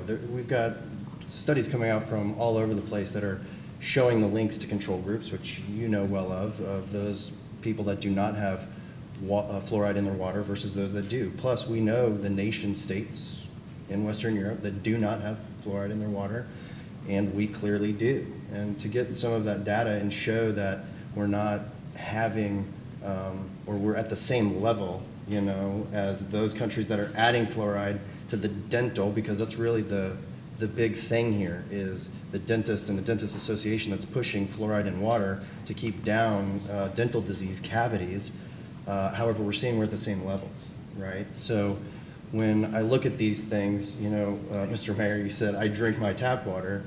That's one of the primary issues. And this is, again, do your own research, but it's that it's not being used properly. Its intent is for topical use. And when we're ingesting it, it's having those counter side effects to our endocrine system, so your thyroid, to the fetuses that are in the mother's womb that are getting these extra chemicals through water, and then infants through those that are not breastfed that are being formula raised. So that's the topical versus the systemic or ingested use that you'll see there. Another thing that I'd like to say that really putting on was just in September of 2024, which I think you can appreciate, Mr. Mayor, too, is that a federal court ruling came out noting that the evidence was sufficient enough for that person to say, yeah, we need to look at this, go back and take a look at it. It was 0.7 milligrams a liter. That is the national average. If you do look at one of the attachments on our last water report, I think we're at 0.5, so we're still under. But in my belief, I think something in there is doing more harm. I'd rather be at the zero or around zero. I also understand the aquifer has fluoride in it. So here we just have a lot more substantial facts that are coming out. We're having federal court rulings that are being decided on it, saying that it's unsafe and harmful. So yeah, if you need more time, which clearly it looks like majority of everybody does, I would like to discuss then when we're going to talk about it.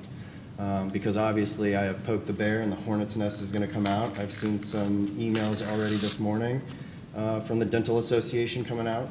So I expect it to not be an easy fight, but you know what, when we're dealing with the public and the health, I think it's my due diligence to make sure that I'm trying to protect them, and what I think I'm doing is just that. So studies, ingestion, Mr. Menino, did I answer your question? I'm trying to go systemically through what each person was trying to get at. I don't remember your question. Should have actually taken notes instead of just trying to catalog them. Well, what I said earlier is important to me, too. I tell our communications department this. Our Citizens Academy is one of the best programs that we have. I mean, you learn so much by going through Citizens Academy. Anybody watching today, if you've not been through Clearwater Citizens Academy, I hope you apply and go through.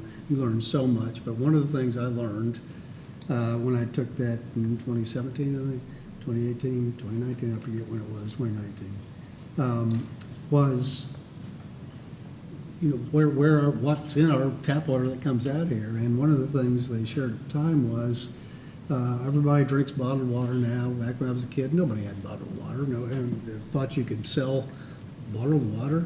But they were pointing out that by the time that stuff gets bottled and then sits on a shelf for all this time and the water that comes out of our tap here in Clearwater is a whole lot more healthy for you than any bottled water you would buy at the store, probably. And the care they take to make sure that it's clean and it's got anything in it it was eye-opening for me and enlightening. That I would like to get back into that too and learn more about not just fluoride, what else is in the water here, and kind of get a degree from it too. So I don't know on a timeline for me, but I think really I would maybe March or sometime in March, give us a month or so to kind of to get on top of some of this, because for me, I want to make a really educated decision, and there's a lot that goes into it. So, Councilmember Menino? Well, whenever you're finished, I just wanted to. And again,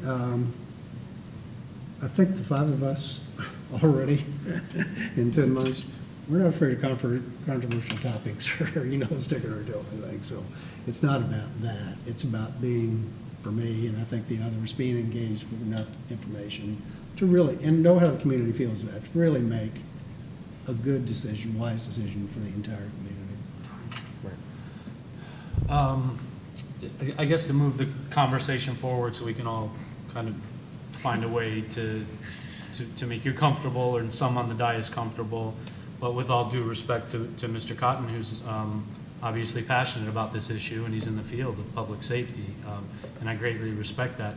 Is there a way maybe that we give him an expectation of, let him do his presentation that he's obviously prepared for and asking to do on Thursday, walking through it, but with an understanding and an expectation that this dais isn't there to then ask him questions and to push him forward on the agenda, let's let him make his presentation, let the public that want to come out and speak to an item that we're asking for, probably going to need more involvement in anyways, let's let him present, no expectations of feedback and decisions to be made or further discussions, and let's move forward and then make decisions going forward on how this is handled. Does it get completely shot down because our citizens are up in arms and say that we want nothing to do with this? Or do the citizens show up and say, you know, Mr. Cotton, you're a hero, thank you for starting this conversation, and let's see where it goes. But I'm trying to find a way to, with respect to your preparation and your passion, meet our council and where we're sitting here and possibly saying, you know, we're not prepared to have that discussion. Maybe he can have his, no expectations of where it's going and making decisions, and move forward from there. I mean, I appreciate that. The difference is at least the notes that I took for Thursday are larger font. So when I'm searching back down at my iPad, I'm not fumbling over my words. A lot of it breaks down a little bit further, some of the very things that I've put in the PDF and some other. I tried to keep it to the PDFs that I was able to give you guys and not just the extras that are out there, because there's a lot of data, and I do believe you can get lost in it. You do have to see what could be a thorough study and what isn't. I mean, there is a lot of danger that could be had with that. However, I believe, you know, with judicial court rulings, with seeing other municipalities going forward with this, other municipalities in our region that are going to be going forward with this, it's something that I hope that I still get to at least give my main presentation Thursday. I think that we will still see, you know, people come out against it and for it, which is expected on any major issue. And then maybe you will get a gauge of it. And who knows? You know, maybe you won't need Thursday. Maybe you will see an overwhelming response of, we don't want this. And here's another thing that I did forget going through the catalog while listening as well, is taking it to a referendum. I actually spoke to the city attorney about that. Like, hey, is this something we could take to a referendum? Because again, I have been talking about this for a few months now, trying to collect things to present to you all that would make you feel more comfortable and not just sit on edge. But I do believe that when you go to a referendum, you're going to have huge money from a dental association come out and put ads everywhere, whereas your residents are just going to get flooded and not really matter at that point, right? And it's going to get nasty and potentially ugly, just like you see with all of these different types of things. So I think we were elected for a reason. I think that we are smart individuals, all for our own reasons. I think that we can come to a collected yes or no on this decision, and if you need until the last meeting in March to try and gather some more information or have other presentations and presenters come up, I'm not opposed to that. I would clearly like sooner rather than later, but I can understand maybe being taken back all of a sudden by such a large issue. But Thursday, I would still like to be able to present a little different variation of what I was given today, especially looking at it now, how I can clearly read it. Mayor, may I ask Yeah. the council a question? So just to clarify, so the item before council on Thursday is actually, does council want to have a conversation on fluoride in the future? I think that's, it's not clear as to what it is, but it sounds like there may be that at least. I think that needs to be clarified so that he can provide his information or his request. And so really, I think that's what the request should have been. Is there any traction amongst council members to discuss it in the future? So let's have that Thursday so he can do his thing, but I just want to make sure if that's correct, if that's what the sentiment is on the council, is to discuss. If it comes back on Thursday, it is whether or not council wants to discuss it at a future meeting. And it could be whenever, because there's really no motion on the agenda, so. Yeah, I'm Okay. open to discussing it. I just want to know how to It's title just- the item, No so voting on it's anything. clear. Yeah, I'm not ready to vote, and won't be ready to vote on Okay. Thursday. And I don't think it's fair to our community either, really. I understand No, why it's- you wouldn't want to put it on for referendum, but I really think we need to give the community a chance to weigh in and put an offer. Oh, no, I'm not talking about So- the referendum. I'm just talking about just the topic, Yeah. fluoridation in the water, to bring it And I back. guess That's as long how. as there's no action item, then we don't take public comment necessarily on it. Well, And If it's on the agenda. then it's it going to be is. on the agenda, well, I guess that's my question, is there is a council member has already asked if he can present his information on Thursday. So his request to council would be, does council want to discuss this at a future meeting? So either by consensus, unless the city attorney says otherwise, it would be a vote. So A vote to discuss it at a later to date. discuss at a later date, because really that is the request. He's bringing up a topic. Is there any desire of the body, the collegial body, to move forward with the request? I want public input, like I said. I don't want folks in the community to feel like they got to rush here Thursday because, and then maybe they have to come twice because they got to come, they got to respond to whatever was said, and then they have to come to the next meeting when we're taking action on it. I really would like to see a better availability for the citizens to offer an opinion on it, rather than feeling like, oh my gosh, what happened, it's on the agenda, we feel like they're going to come and rebut whatever, they said. Yeah, So this meeting, we'd have it on, and we'd talk about it, and we'd put it on for another work session. For sure, and I think the people that are watching right now, seeing where we're going with this, that there wouldn't probably be a vote or an actual item until even March sometime, would realize, oh, I don't have to make it to Thursday night's meeting, I can come in March. However, I still would like to do this, and if there is anybody that wants to talk, I mean, they'll be able to talk then for or against the subject, right? I mean, we've already received emails this morning. No, so if council is not ready to do anything on Thursday, then I think my next recommendation would be towards the end during your closing comments, you can provide your information. Understood. And then when we can bring this And back we can in a extend the month. time. We can extend the time on your 3 minutes at the end. Or it could be a presentation at the council meeting, but that does not open up the opportunity for residents to be, or citizens to be heard. So whether it's at the comments at the end, or if it's at if it's a presentation, there won't be an opportunity. So the only way for there to be an opportunity for people to speak at Thursday night would be if there's an item to vote on. Listen, I Just don't so know we're if all people clear. would want to speak. I'm just assuming people will want to speak, right? And I agree with you. I'm not trying to rush anything. So if it's in my closing comments to give what the bulk of what I would want to do, then that's great. I'll take it. But I would like to hammer in a date in the future of when we can bring this back up, that you all would feel comfortable. It gives you enough time. And I would hope it's not 6 months from now. Like, I would hope that it's relatively sooner rather than later. I'd be open. I don't know if it's 5 of us, we have 4, but I'd be open to discussing it in March. March, okay. I don't know how That fast you work feel. for- Yeah, I'm good with that. Councilmember Menino? Yeah.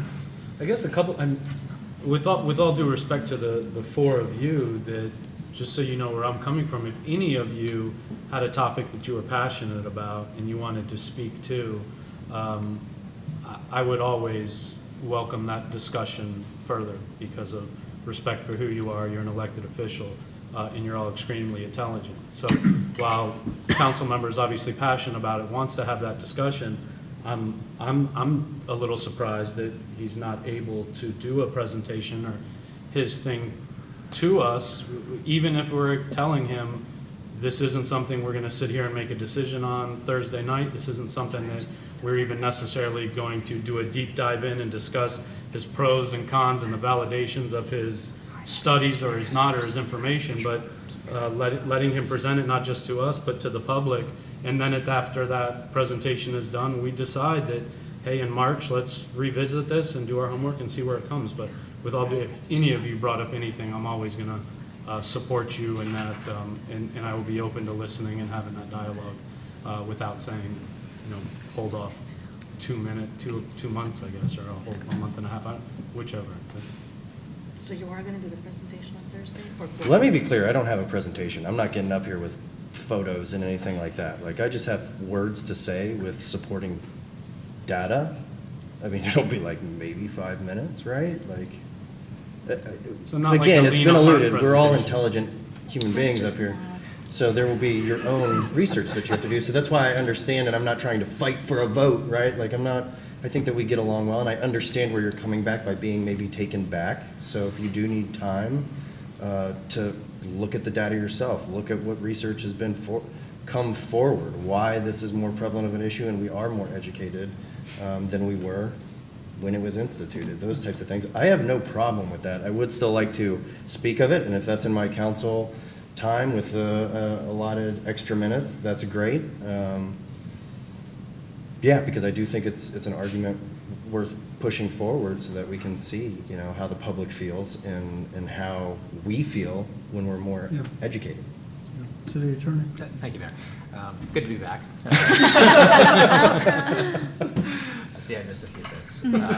So just, this is a good time just to talk a little bit about the current council rules and the current parliamentary procedure. Keeping in mind, council has a lot of freedom and, you know, it's your meeting. And so you guys kind of get to decide how, for the most part, how you want to run that meeting. So the origin of this issue, and I don't mean fluoride, I mean just process for adding discussion items and how do people get notified and how much time do you have to prepare and things like that, comes back to our city charter. So our city charter says that, and a lot of cities have similar language, although not all of them. Our city charter says that any council member and the city manager have a right and have the power to place any item on the next agenda. That is an entitlement that belongs to every member of this council individually. It's an entitlement that belongs to the city manager. It doesn't really matter what the topic is. In fact, there were some topics that have come up, you know, several times, you know, if a council member felt particularly strongly about it. So it's definitely my legal opinion that any member of this body has an absolute right to put an item on the next agenda. The question, however, that is not answered in the city charter is how much lead time and notice needs to be given, and in what format should that request be made to add something to the next agenda. Because the charter just says it goes on the next agenda if a council member wants, but there's no definition as to either lead time or process or mechanism to do that. So our current council rules say that the standard or default process for a council member to add discussion topics is during this time at work session for new business, and to say, hey, I, council member so-and-so, would like to add this topic to the next work session. And the idea behind that, to the mayor's point, is that that gives everyone a heads up that a particular discussion topic is coming. Nothing further is discussed on it at that time, and nothing further is discussed on Thursday, but that way it gives council members 2 weeks, sometimes even more than that, to digest it and say, okay, I know this topic is actually going to be coming, and there's nothing else being discussed. That's the normal process. However, we do have a council rule which creates, I would say, something of an escape valve, which is Council Rule 7. Council Rule 7 says that a council member requested item that has not been considered at the work session can be discussed at a council meeting upon a majority vote of the council to do so. And so this kind of now dovetails with the consensus, because there has to be some process to balance, on one hand, the fact that each of you have a right to bring up topics. You don't need the permission of your colleagues to bring up topics that are important to you, and that's not how our system is supposed to work.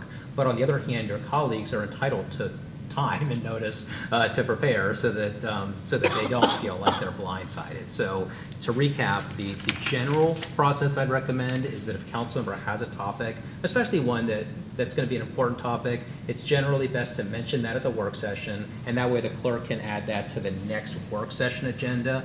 If you do have a topic that maybe comes up between work sessions, because that happens, right? There's going to be lead time. It's okay to tell the city manager to go ahead and add that item, or tell the clerk to add that item in between. There's nothing wrong with that.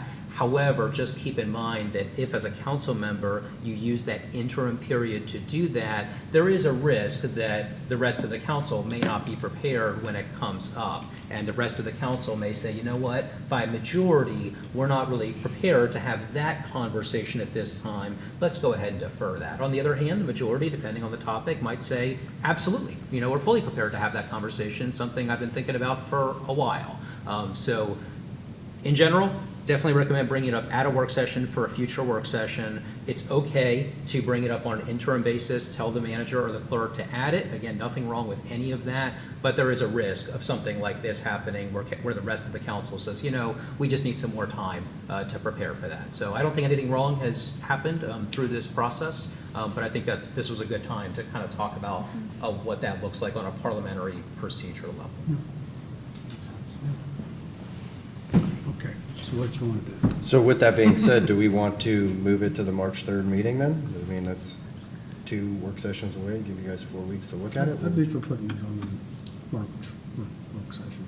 Okay, and then followed by the Thursday formal meeting? Awesome. Well, thank you. Yes? Well, we'll talk about it on March 3rd, but I'm open to it. My only question then would be, is there any expectations of staff so that we can be prepared for that meeting? I will say that you've answered all of my questions by providing me with the water treatment facilities, how many residents they service, and all those types of things. Obviously, we could probably forward all of that information to the mayor and my colleagues here. I need some information. I'd like to know more about the history of it that was explained when we considered it before. And there may be materials that staff prepared for the prior discussion that we had that might be helpful for me to review. So I don't know that we need, personally, just for myself, but I don't know that I need the staff to do a lot of time to it other than just pulling together for me information on past times we considered it. And then I may have some questions about the water department and things that go into our water that, like I said, Citizen Cabinet was fantastic, the presentation. I learned so much about it. And but I don't know about the other 3 of you, if you've got staff requests. But I don't really need a lot of staff. Say if the 3rd is too soon, I'm more than willing, because I do believe when we bring it up, I would like to either, A, vote on it or have a determination of what we're doing. So if you even need to the 17th, I just don't want to just throw it out there and then 6 months from now be like, hey, by the way, when I brought this up, where are we at on it? How do you all feel about it? Maybe give them at least 30 days. So, I'm fine with that. I too did the same thing in last minute, and I appreciate staff for getting back to me so quickly. And my questions were, we get our water from Tampa, is it pre-treated when it comes in? And it is not. We have some of our own water that comes up that's naturally fluoridated as it is. There's fluoride found naturally in well water and groundwater, right? For sure. Yeah, right, little bits. And my question was, is this something, some of our water systems are intertwined as far as our infrastructure with the county, right? So regardless of what decision we made as a city, the county they're being affected. If they do treat their water, if they all of a sudden stopped, what we received wouldn't be treated, but vice versa. If we stop, the water they're receiving from the county is still being treated. So now we're only treating partial elements of our community. So those were the kind of questions that I had. No, absolutely, and that's some of the things that I tried to hit with and then was going to expound on Thursday. We treat 63% of our residents' water. Everything else would be mixed with what other municipality, and that's 93,600 residents that we treat. So why don't we shoot for the 17th? That gives us a full 30 days to look at it. So I realize that March 17th, but there is no work session. It's just a council meeting only. So. Of course. I know.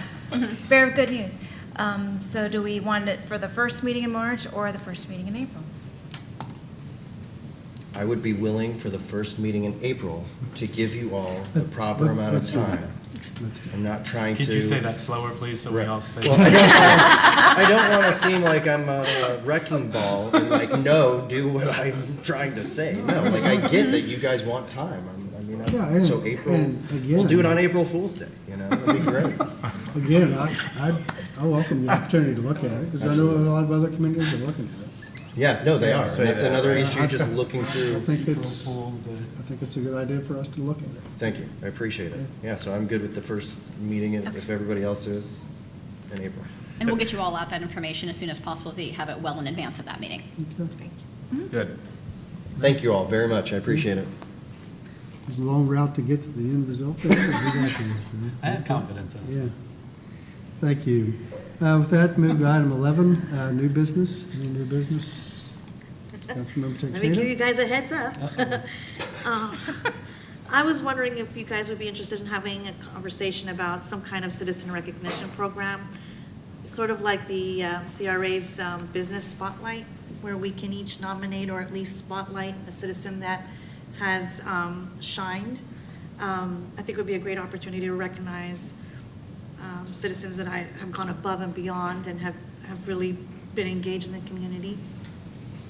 I don't know what that program would look like, but I would like to have that discussion. And I'll give you 2 weeks to figure that out. No, I'm just kidding. Just a discussion. I mean, I think it would be a great thing to do. Are you monthly, quarterly? What do you that would be- envision? I mean, I would love to do it monthly, but, that would be up to you guys. I'm not, tied to anyone. Can we consider hourly? You think we have that many? As long as you're in charge. Yeah. You will have the Organizing pleasure. that, yeah. I'm good. I'm open to it. Yeah. Okay. Any other new business? Did you have something, Vice Mayor? No, I was just asking about the turf, artificial turf, and that's got to go to CDB first, I guess. Yeah, and there's been some delays. I know they tabled it, so that's why it has not come to us yet, but go ahead, Lauren. Hi, good afternoon, Lauren Matzke, Planning and started the public hearing process in November, and the Community Development Board requested that it be held, allowing them time at their next regularly scheduled meeting to have a workshop. And then last month we had the public hearing. So normal cycle, it would come to you at the second meeting in February, but there's not a work session. So we thought this was the type of item that would benefit from a work session. So it'll be coming to you for both readings in March.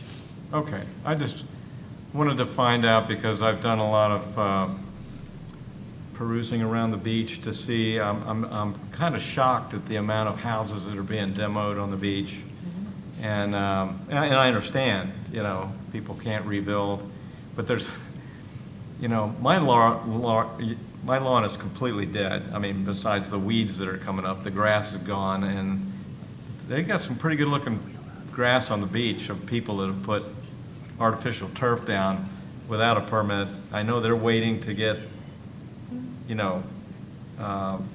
us to talk about it, to see if it's going to be allowed, not allowed. And I was just thinking about them, basically. Sure. So wanted to make sure we were going to hear it at some point. Yeah, yes, we had definitely intended to hear it when the author who wrote it was still here, but but it was delayed a little bit, so I'll be bringing it forward in March. Okay, that's all I wanted to know. Thank you. I just wanted to say that I thank you for that update as well, because I was actually going to ask you, Jennifer, about that on Thursday. Because of that, driving the beach and being down there this weekend, you see people that's grasses and lawns just dead because obviously salt water killed it. And if they wanted to have the ability to do it here, now maybe they'll be getting insurance money or whatever, or want to invest in artificial turf if that's their option, and we have no guidance for them. So I want to make sure that we're trying to get that sooner rather than later, so that people can actually start rebuilding and get on with their lives in the residential form of their communities. Thank you. Councilmember Menino? And I just want to add that I did sit through that last Community Development Board meeting regarding it when they did ask for more time.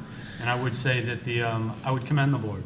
I think they are asking some very good questions, and questions that frankly, knowing this group up here, they would be asking as well. So with what I would say about it is apply some patience that we go through the correct process, and this is part of the process, but I do hope we have been discussing this for quite a while. I do hope it gets to us sooner or later, but I do say that the Community Development Board is doing a very good job at handling it, asking questions regarding it, and probably saving us quite a bit of time and questions on the back end from them doing their diligence on the front end. Yes, Thank I you. agree. Thank you.